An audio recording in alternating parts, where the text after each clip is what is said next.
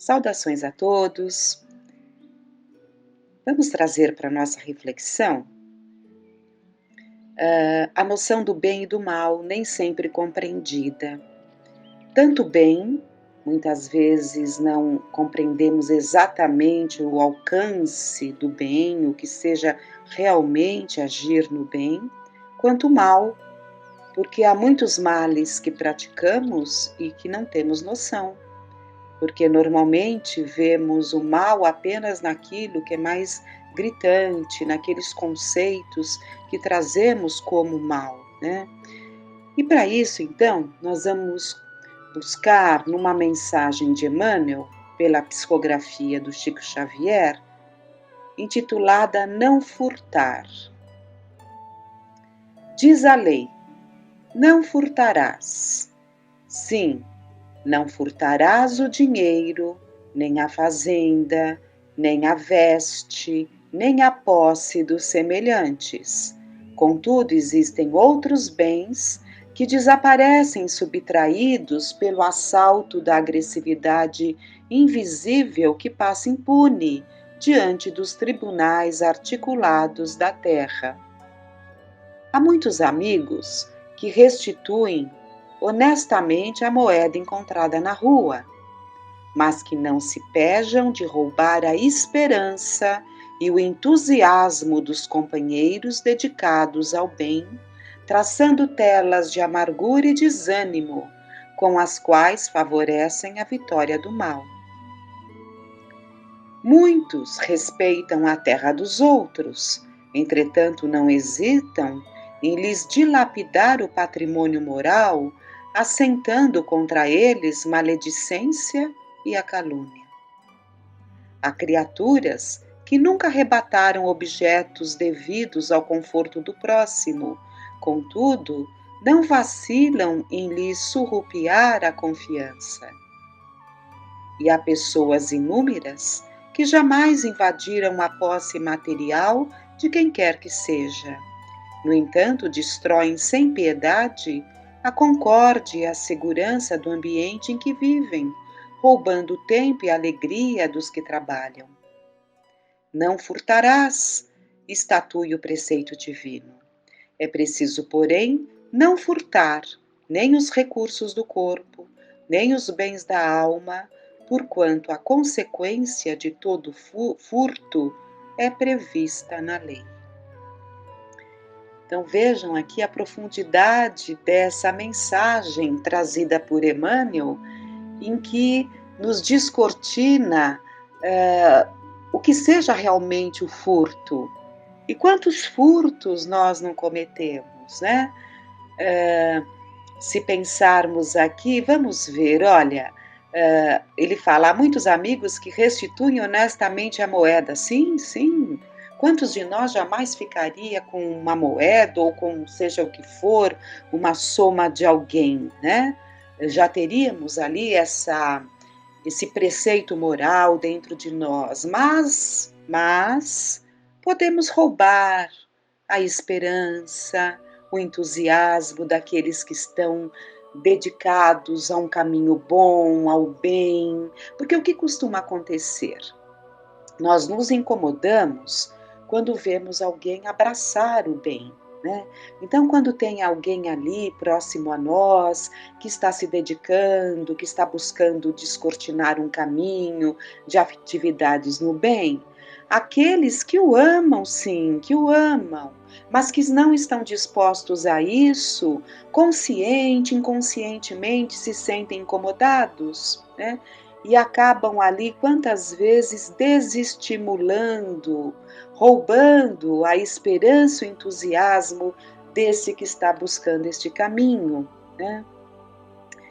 Ele fala também daqueles que respeitam, né, a terra dos outros, né? Jamais fazendo um assentamento em terreno que não lhes pertence. Então tem essa noção do direito à propriedade, né? Mas o que podem fazer, né? Dilapidam o patrimônio moral, assentando contra eles a maledicência e a calúnia. Então, temos que perceber o que seja realmente o mal e o bem.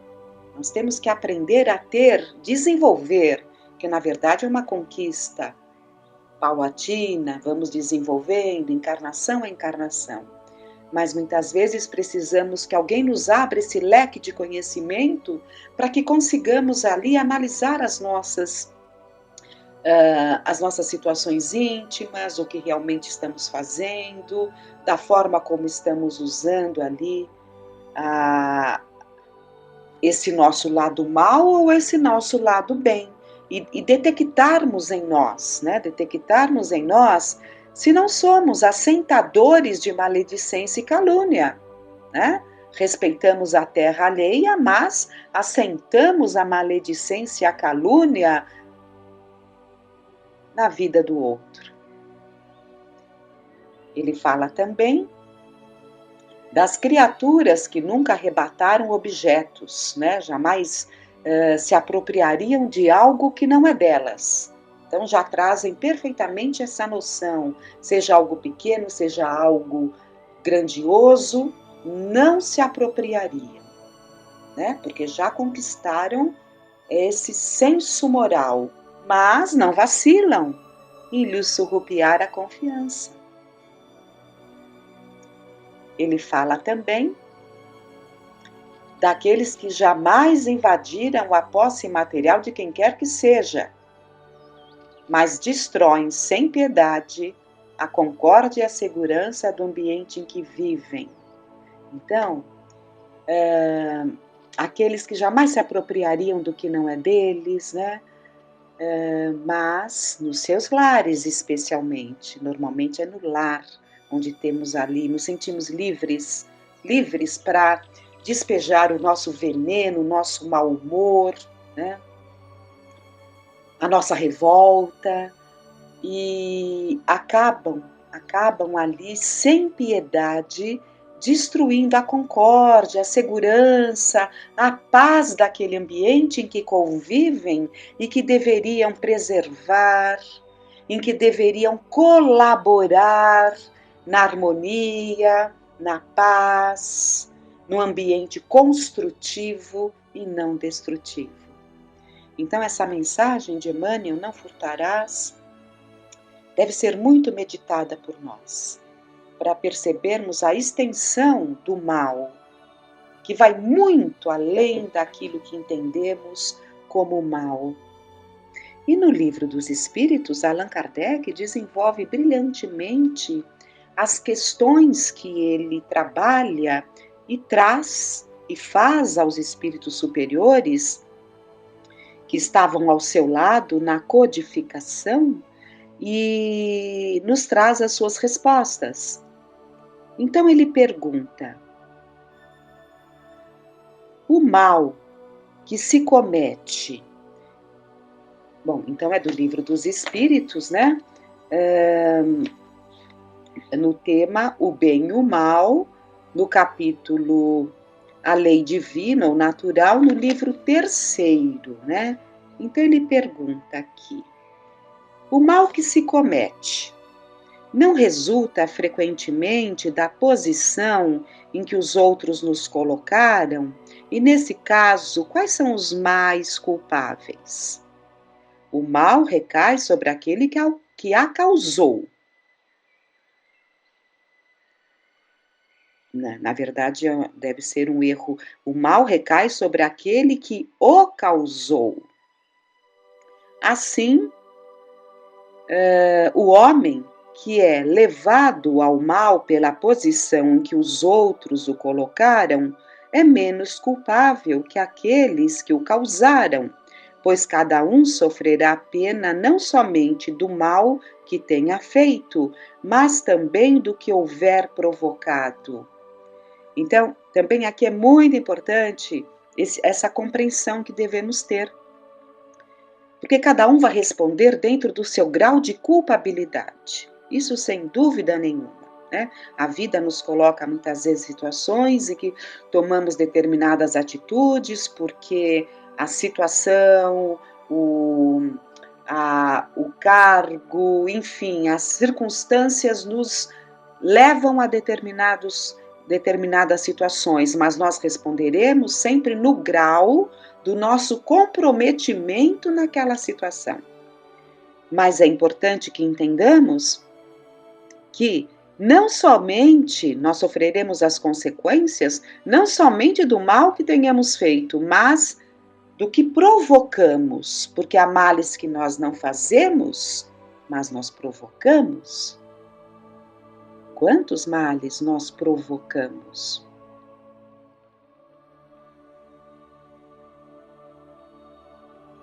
A nossa palavra mal colocada, a nossa maledicência,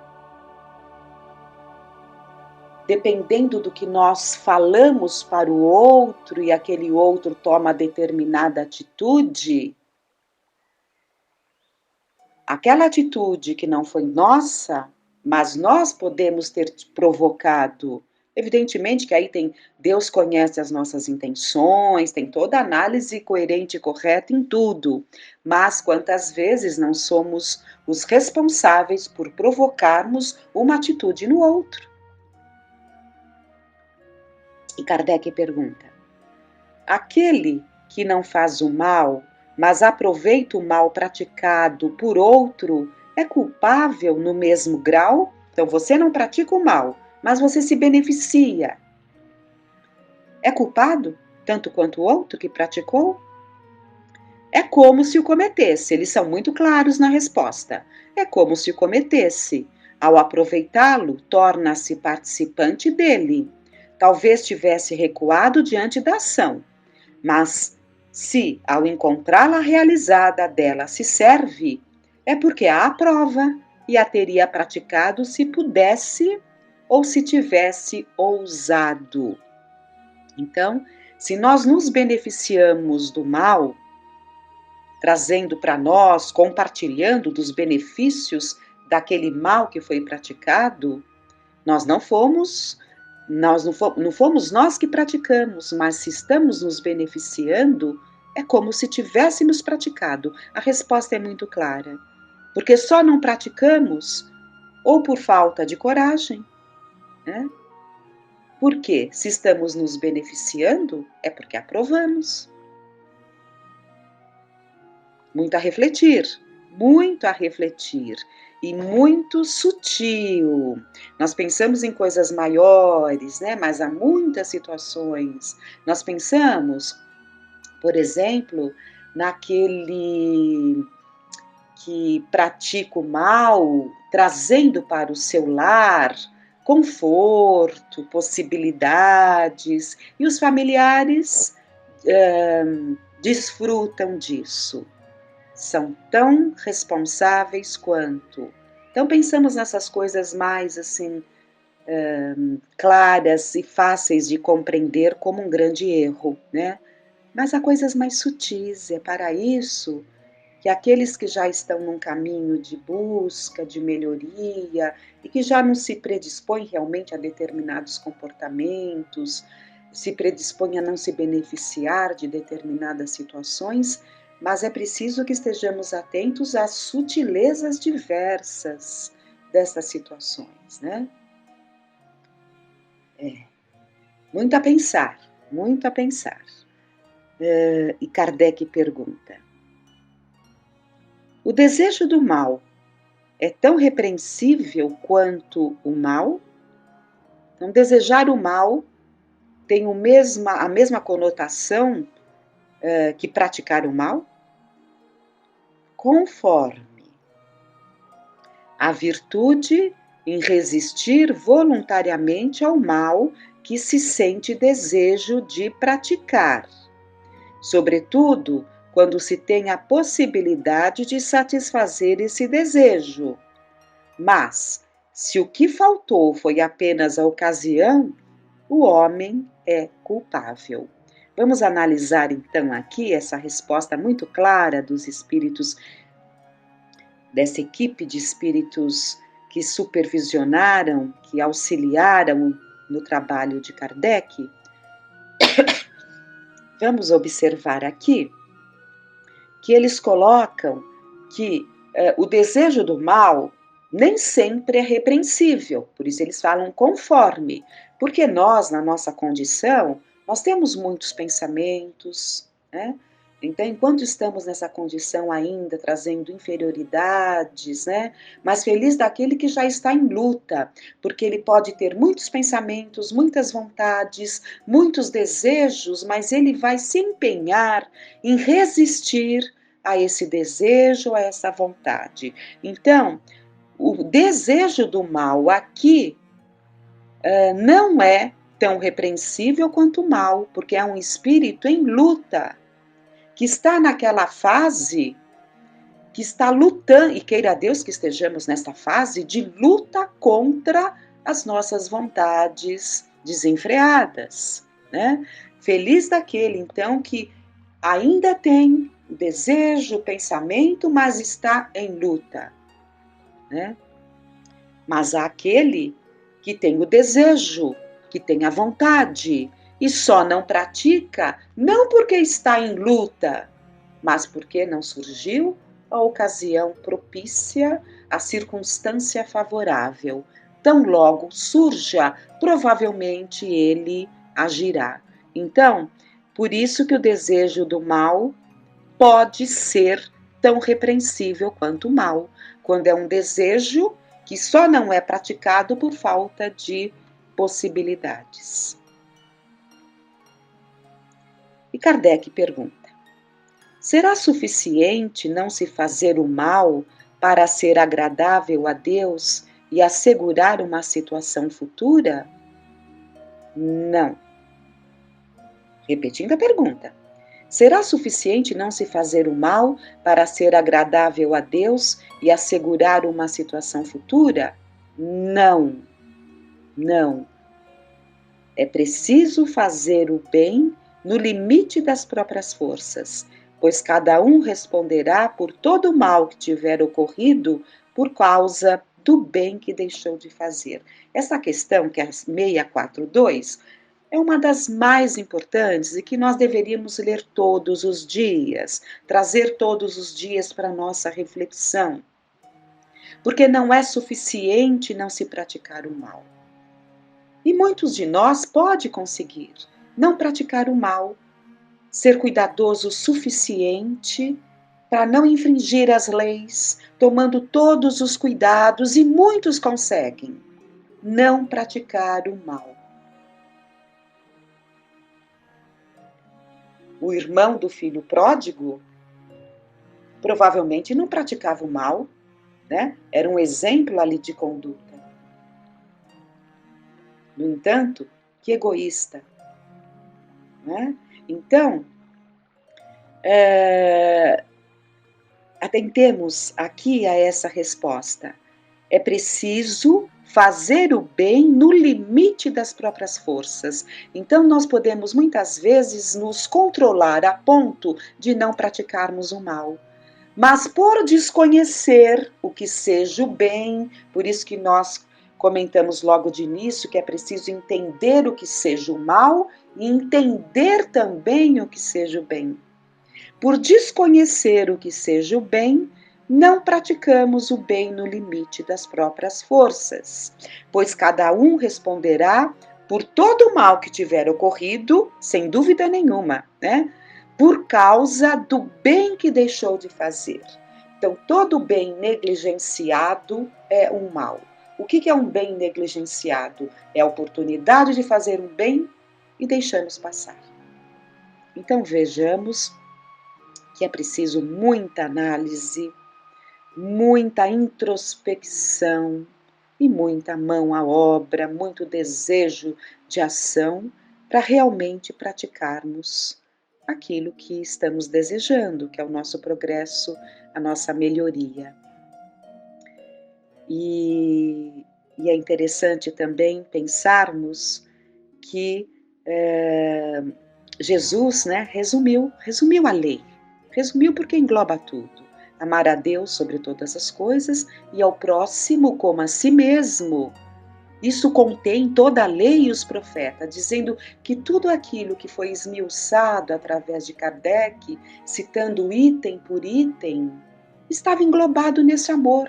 Né? Amor a Deus, a si mesmo e ao próximo. E é evidente, mas a humanidade precisou e precisa ainda que esses itens sejam trabalhados. Você precisa saber ali, por isso que vieram ali os 10 mandamentos, por isso que Kardec coloca no terceiro livro as 10 leis divinas que nos regem, porque nós precisamos que se esmiúce, né, essa lei para que consigamos perceber onde estamos falhando, onde temos que nos dedicar, e assim vamos nós, né, que roguemos a Deus sempre para que não tenhamos preguiça, não tenhamos medo de nos colocarmos em condições da busca da melhoria. Que fiquemos em paz.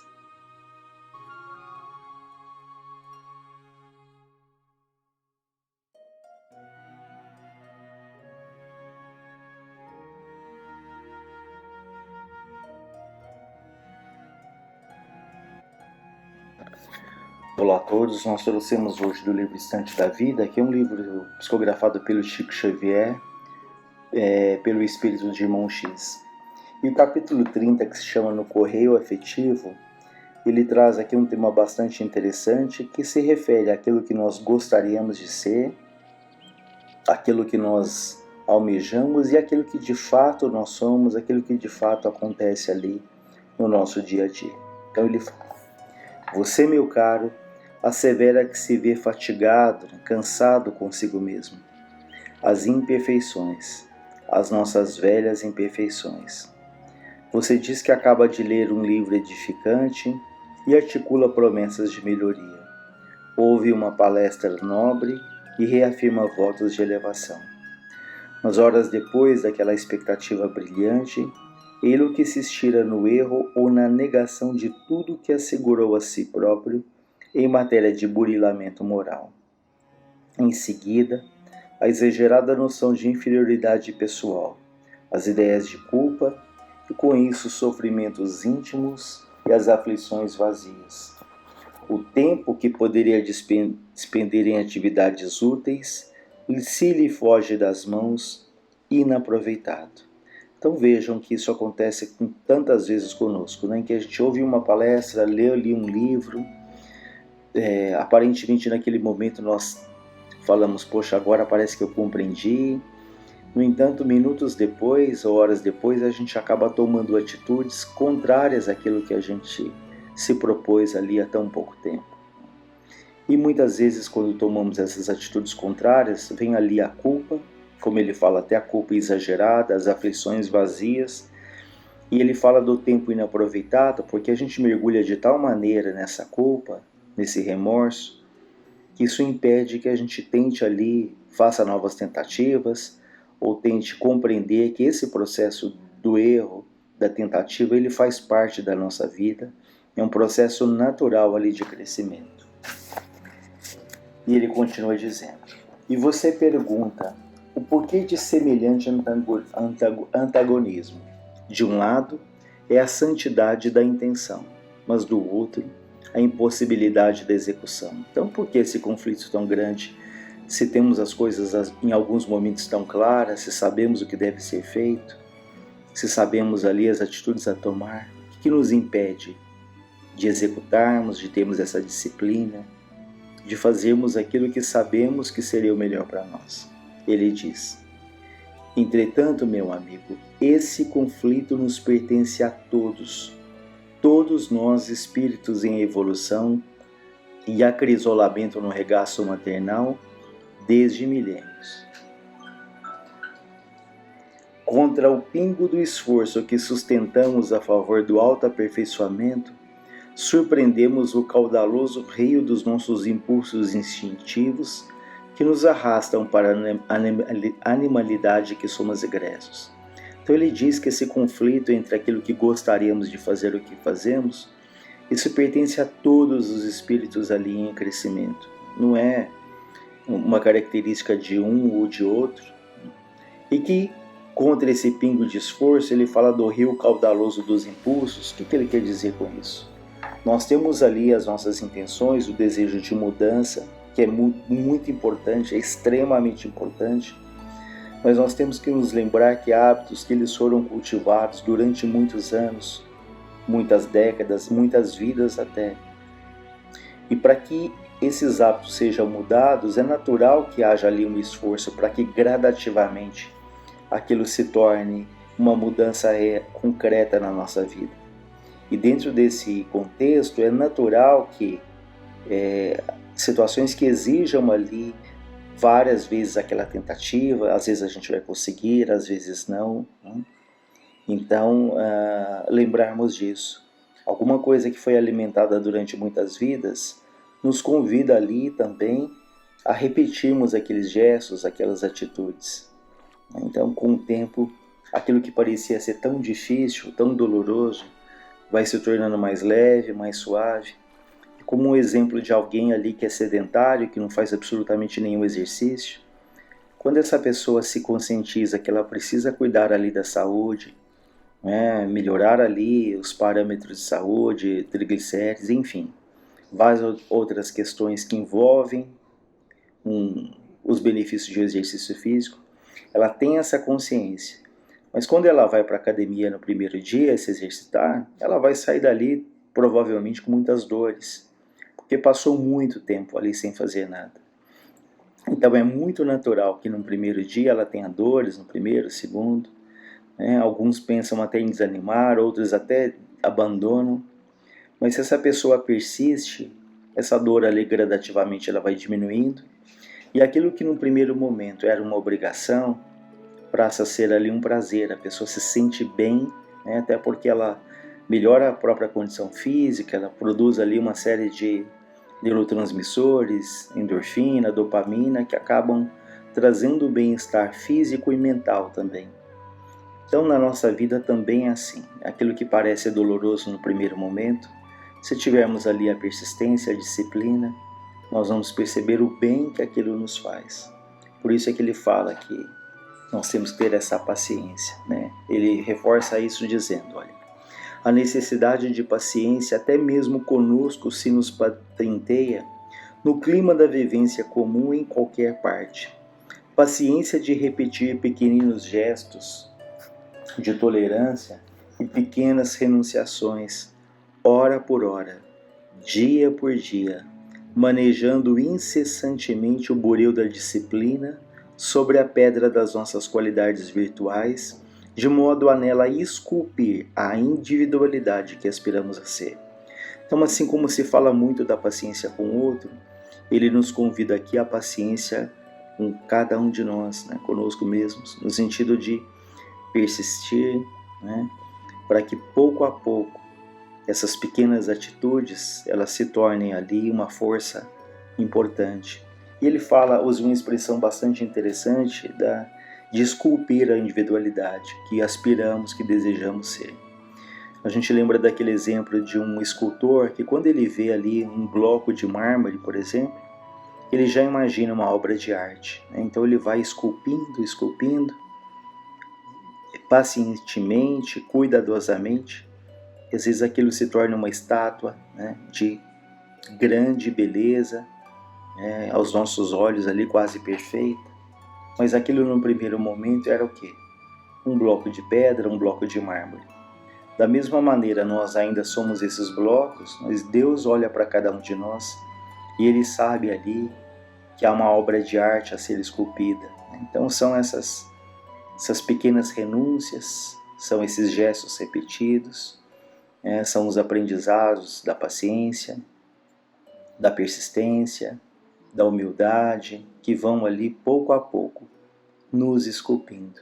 Por isso a gente reforça, tenhamos essa paciência, né? Não queiramos fazer tudo ali em um dia só, num curto período de tempo. Assim como a árvore ali, que ela dá frutos, mas você não come o fruto imediatamente quando ele nasce, né? Há todo um tempo ali de maturação, no ponto em que ele chega ali para nos alimentarmos. A vida também, a natureza, ela não dá saltos, por isso essa importância de fazer um pouco a cada dia. Né? Ele continua dizendo: creia que esse conflito ocorre para a maioria das criaturas em estágio evolutivo no planeta, estejam ou não vinculados ao corpo físico. Escalamos o monte da sublimação passo a passo, muitas vezes de coração agoniado e pés sangrentos. A nosso ver, não padecem guerra íntima unicamente aqueles que se anestesiam de maneira temporária em superioridade falsa, acreditando-se realizados em paraísos de ilusão, copiando a convicção de crianças que se admitem habitando castelos em suas construções de papel ou de areia. Ou seja, os únicos que não têm esse conflito entre aquilo que gostariam de fazer e aquilo que de fato fazem, ele fala, são aqueles que agem como crianças, que habitam ali castelos, tendo uma ilusão de que são criaturas muito boas, de que são criaturas que já estão completas, que já são muito maduras espiritualmente.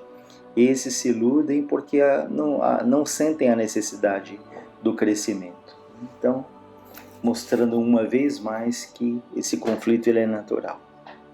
E ele fala até o exemplo de Paulo de Tarso, né, no capítulo 19, no versículo 19 do capítulo 7 ali da Epístola aos Romanos, quando Paulo diz, eu não faço o bem que desejo, contudo o mal que não quero, esse faço, né, mostrando ali também as lutas do apóstolo ali para se manter fiel, fazendo ali somente o bem e deixando gradativamente as atitudes que ele julga que não eram benéficas para ele. Ele cita aqui no livro ainda um discípulo que chega para o mestre e diz, mestre, o que será de mim? Eu entreguei-me fervorosamente ao serviço do Senhor por longos anos e depois de tanto tempo eu reconheço hoje que não melhorei. Continuo a ser um homem imperfeito e ignorante. O mestre então responde a ele, se chegastes, meu filho, a compreender que és imperfeito e ignorante, isso representa por si só um progresso admirável. Ou seja, se reconhecemos nessa caminhada que temos muito ainda que crescer, esse é um grande passo que denota o que? Essa humildade, esse desejo do crescimento, mas é muito importante que isso não signifique ali em remorso, em ficar preso ao passado, em se cobrir ali de martírio, se acreditando uma criatura inferior. Uma vez mais a gente lembra o que Frei Fabiano diz sobre a humildade, que ele te fala que não é nos sentirmos nem mais, nem menos do que ninguém. Veja, é não nos sentirmos nem melhores, nem piores do que ninguém. Humilde é aquele que ele é o que ele age com simplicidade. Né? Então, essa autocondenação, essa autoflagelação pelo que já fizemos no passado, isso paralisa, né? Isso impede ali a nossa caminhada. Então pensemos sempre, o que eu posso fazer a partir de hoje? O que eu posso fazer a partir deste momento, na certeza de que Deus nos ampara, nos fortalece, né? Ele nos quer ali construindo a nossa própria vida, lembrando sempre ali do ajuda-te e o céu te ajudará. Outro momento que os Espíritos nos falam, nós te daremos a força necessária, se quiseres empregá-la. Ou seja, eles vão nos estimular, vão nos auxiliar, mas a atitude, a iniciativa tem que ser sempre nossa, e sem ficar presos ali ao passado. Então, e nem ficarmos presos também ao medo do que vai acontecer no futuro. Nós fazemos o melhor que pudermos no dia de hoje.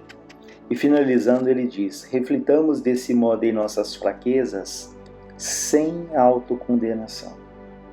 Não adianta cobrir-nos de cinzas ao verificar as nossas faltas. Vale enfrentá-las e corrigi-las à custa da nossa própria retificação, do nosso próprio esforço. De que somos espíritos endividados perante as leis de Deus é uma realidade. Que precisamos servir ao próximo com esse esquecimento de nós mesmos, para dissipar as trevas do egoísmo que ainda nos envolvem a alma, é nossa obrigação. Observando assim, com escapelo do raciocínio próprio, as deficiências e desequilíbrios que ainda nos pesam no ser, estaremos naturalmente curando nossa multimilenária cegueira do espírito. E com isso, meu caro, já nos cabe render graças a Deus. Então olhemos para frente, olhemos para o alto, e que Deus, em sua infinita bondade, Ele abençoe os nossos propósitos e façamos ali, pacientemente, e persistentemente aquilo que nos cabe, sem desânimo, na certeza de que tudo chegará nas nossas mãos no momento correto, se fizermos ali a parte que nos cabe. Graças a Deus, graças a Jesus.